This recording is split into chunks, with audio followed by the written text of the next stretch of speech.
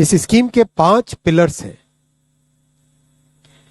सबसे इंपॉर्टेंट विषय था कर्मचारियों की तरफ से कि हमें अश्योर्ड अमाउंट एक चाहिए, जो बहुत लॉजिकल और वाजिब रिक्वायरमेंट था। तो इस डिमांड पे एक मेथोडिकल वे में काम करके और एक्चुअरियल साइंसेस, जो लोग आगे का भविष्य का रिक्वायरमेंट वगैरह कंप्यूट करने का एक तरीका होता है जिसको एक्चुअरियल साइंस बोलते हैं, उनके साथ मिलके कई तरह के फाइनेंशियल मॉडल्स को प्रोजेक्ट करके और सबके साथ मिलके एक सिस्टमेटिक तरीके से 50% अश्योर्ड पेंशन, ये इस यूपीएस का सबसे पहला पिलर है। इसकी डिटेलिंग देखनी चाहिए हमें। जो ये अमाउंट मिलेगा वो रिटायरमेंट से पहले के 12 महीनों की एवरेज बेसिक पे का 50% होगा। मैं रिपीट कर रहा हूं, अश्योर्ड पेंशन का जो अमाउंट है that will be the average of basic पे ऑफ 12 मंथ्स बिफोर सुपर एनुएशन, उसका 50% होगा। और इस फुल पेंशन के लिए जो क्वालिफाइंग सर्विस रहेगी वो रहेगी 25 इयर्स, यानी 25 वर्ष तक अगर किसी ने काम किया है, सेवा की है, तो उसको फुल पेंशन यानी जो ये अश्योर्ड पेंशन का अमाउंट है वो मिलेगा। 25 साल से अगर कम है लेकिन 10 साल से ज्यादा है तो उसमें प्रोपोर्शनेट पेंशन रहेगी, प्रो रेटा वो पेंशन का अमाउंट बनेगा। मोदी सरकार अब सरकारी कर्मचारियों के लिए यूपीएस यानी कि यूनिफाइड पेंशन स्कीम लेकर आई है। केंद्रीय कैबिनेट ने इस निर्णय को मंजूरी भी दे दी है। इससे पहले एनपीएस यानी कि न्यू पेंशन स्कीम लागू कर दी गई थी, लेकिन कांग्रेस पार्टी लगातार ओपीएस यानी कि ओल्ड पेंशन स्कीम लागू करने की जिद कर रही थी और इसके लिए सरकारी कर्मचारियों को भड़काया भी जा रहा था। ऐसे में मोदी सरकार ने बीच का रास्ता निकाल लिया है। ओपीएस ने सरकारी खजाने पर भारी बोझ भी पड़ता है। बता देते हैं, यहाँ पर कुछ ऐसे बिंदु हैं जिनसे हम ये समझ सकते हैं कि यूपीएस है क्या। जी हाँ, चलिए जानेंगे कि आखिर क्या है यूपीएस।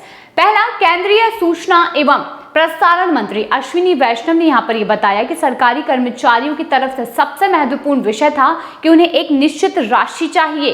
केंद्रीय मंत्री ने इसे वाजिब मांग बताते हुए कहा कि कई वित्तीय मॉडलों का अध्ययन करके 50% अश्योर्ड पेंशन की व्यवस्था की गई है। रिटायरमेंट से पहले के 12 महीनों की औसत बेसिक पे का आधा होगा और इसकी योग्यता सेवा में 25 वर्ष पूरे करने वाले कर्मचारियों पर लागू होगी। वहीं 10 से 25 के बीच अनुपातिक पेंशन की व्यवस्था यहाँ पर की जाएगी। दूसरा, कर्मचारियों पर इस योजना का भार नहीं डाला जाएगा। आज कर्मचारी 10% योगदान देते हैं और 10 वर्ष पहले तक सरकार भी 10% योगदान देती थी। मोदी सरकार ने 2019 में इसे 14% कर दिया, जो कि अब 18.5% हो जाएगा। तीसरा, कभी किसी कर्मचारियों की अगर मौत हो जाए तो पति पत्नी को फैमिली पेंशन मिलेगी। मौत से तुरंत पहले जो पेंशन थी उसका 60% उसके पति अथवा पत्नी को मिलेगा। चौथा, न्यूनतम पेंशन की भी यहाँ पर व्यवस्था की गई है। ये एक बड़ा विषय था क्योंकि सेवा की अवधि कम होने की स्थिति में पेंशन में वित्तीय योगदान भी कम होता था और इस तरह पेंशन में पर्याप्त धनराशि नहीं मिल पाती थी। अब ऐसा नहीं होगा, इसीलिए अब 10,000 रुपए की न्यूनतम अश्योर्ड पेंशन की व्यवस्था की गई है। पांचवा, महंगाई के साथ कर्मचारियों को भी फायदा मिलेगा। All India consume price for industrial workers का इस्तेमाल करके पेंशन के ऊपर इन्फ्लेशन इंडेक्सेशन नहीं मिलेगा और जिसे डीए की जगह डीआर कहा जाएगा। बता दें कि यहाँ पर और भी जो स्थिति है इसमें सारी धनराशि तय की गई है और हर 6 महीने की सेवा के लिए मासिक पीए और डीए को जोड़कर जितना होगा उसका 10% दिया जाएगा। इससे कर्मचारियों को बड़ी राहत जरूर मिलेगी। अगर किसी की सेवा 30 वर्ष की है तो उसे 5 महीने का वेतन इसके तहत मिलेगा। सातवां, जो लोग रिटायर हो चुके हैं और एनपीएस के तहत हैं वो भी इस योजना का लाभ ले सकेंगे।